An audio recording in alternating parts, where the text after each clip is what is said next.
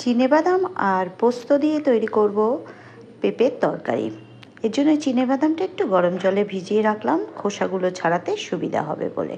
পোস্ত, নুন, কাঁচা লঙ্কা আর বাদাম দিয়ে বেটে সরিয়ে রাখলাম।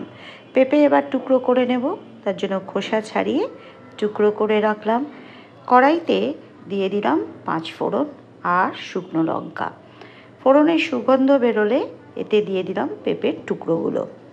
ভালো করে নাড়াচাড়া করে দিয়ে দিলাম হলুদ।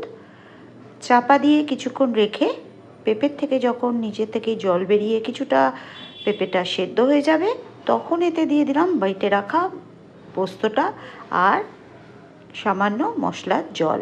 আবার চাপা দিয়ে রাখলাম যতক্ষণ না পুরো সেদ্ধ হয়ে যায়। এবারে ঘি দিয়ে নামিয়ে গরম গরম পরিবেশন করুন।